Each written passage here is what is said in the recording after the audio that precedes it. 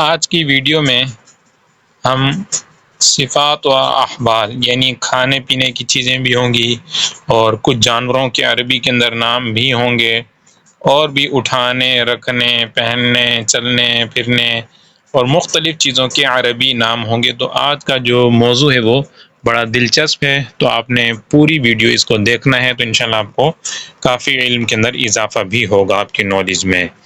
تو صفات اور احوال کو عربی کے اندر الصفات والاحوال کہا جاتا ہے۔ وزنی چیز کو عربی کے اندر ثقیل کہا جاتا ہے، اور نیچا یعنی جو نیچے ہو اس کے لیے منخفض استعمال ہوتا ہے۔ اس کے بعد بلندی کے لیے عالی استعمال ہوتا ہے، اور ہلکا کے لیے جو جیسے غبار ہلکے ہوتے ہیں، تو اگر کسی چیز ہلکی کہنا ہو کہ یہ ہلکی ہے تو اس کے لیے عربی کے اندر کہیں گے خفیف۔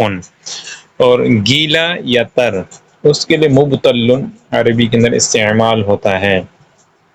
اس کے بعد خشک چیز کے لیے جافن کہا جاتا ہے، اور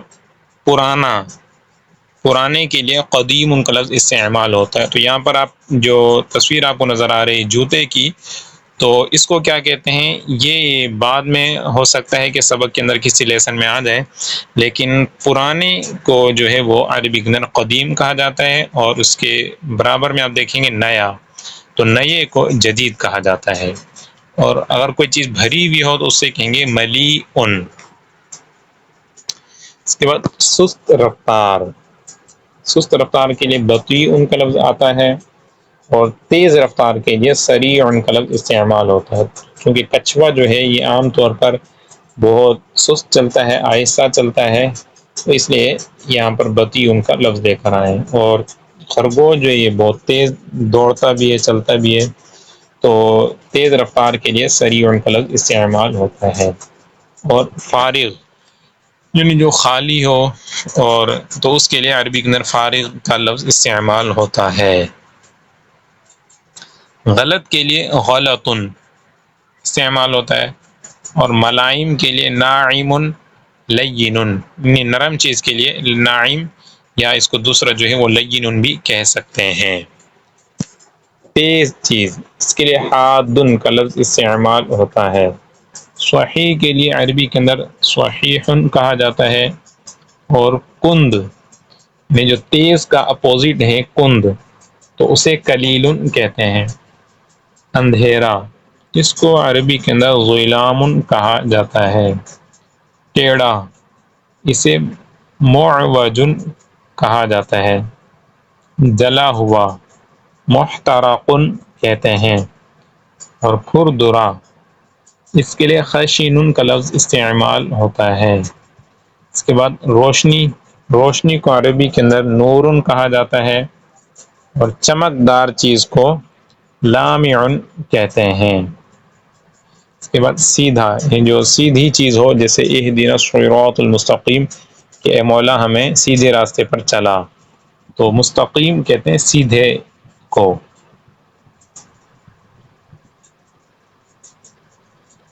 نمکین چیز کے لیے عربی کے اندر مالح استعمال ہوتا ہے، اور چونکہ نمک کو ملح کہتے ہیں تو جو نمکین چیزوں سے مالح کہا جاتا ہے۔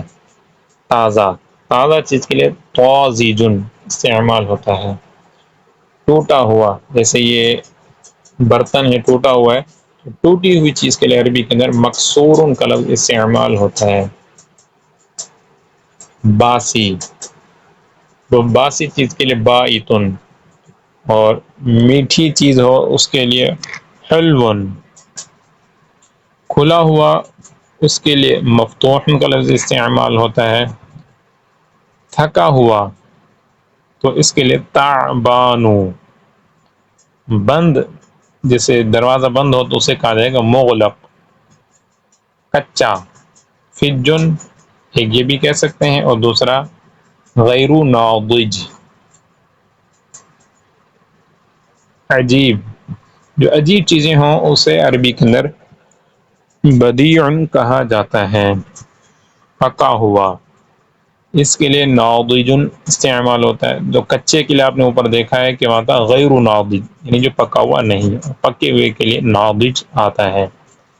اور گہرا، گہرے کے لیے عربی کے اندر عمیق کا لفظ استعمال ہوتا ہے. تیار، کوئی چیز تیار ہو تو اس کو عربی کے اندر جاہز کہتے ہیں. اور لٹکا ہوا اسے معلق کہا جاتا ہے.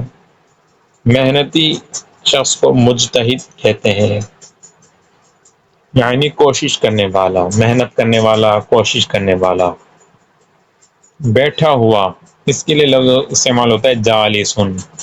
اور مشغول جو ہو اس کے لیے مشغول ہی لفظ استعمال ہوتا ہے. مریض، بیمار کے لیے جو بیمار ہو اسے عربی کے اندر مریض، مریضن کہا جاتا ہے. سویا ہوا، اس کے لیے عربی کے اندر نائم کا لفظ استعمال ہوتا ہے. کھٹا، اس کے لیے حامضن استعمال ہوتا ہے. قیدی، قیدی کو عربی زبان کے اندر سجین کہا جاتا ہے.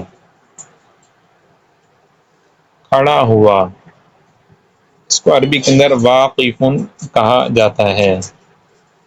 گندا یا میلا، ان کو وسخ کہتے ہیں. میل، فسخ، وسخ، یہ عربی کے اندر کہا جاتا ہے. اور صاف چیز کے عربی کے اندر نظیف کا لفظ استعمال ہوتا ہے.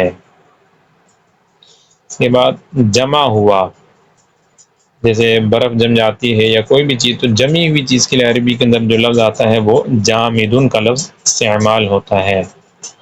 پریشان کے لیے قلق استعمال ہوتا ہے. خوش، اس کو عربی کے اندر مسرور کہتے ہیں، خوشی اور خوش کو. غمگین، غمگین کے لیے حزین کا لفظ استعمال ہوتا ہے. اور کوڑھی اور برس والا، اس کے لیے ابرس کا لفظ استعمال ہوتا ہے. لنگڑا، اس کے لیے عربی کے اندر اعرج کا لفظ استعمال ہوتا ہے. پلین، بالکل جو سیدھی چیزوں سے مسطح کہتے ہیں. خارش زدہ سے جدری کہا جاتا ہے.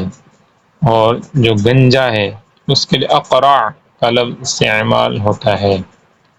غصے والا، اس کے لیے غاصب کا لفظ استعمال ہوتا ہے عربی کے اندر. کبڑا، جو پیٹھ پر اس کی جو مڑ جاتی ہے کبڑا، اسے عربی کے اندر احدبو کہا جاتا ہے. اور اندھا، اس کے لیے عربی کے اندر اعمی کا لفظ استعمال ہوتا ہے.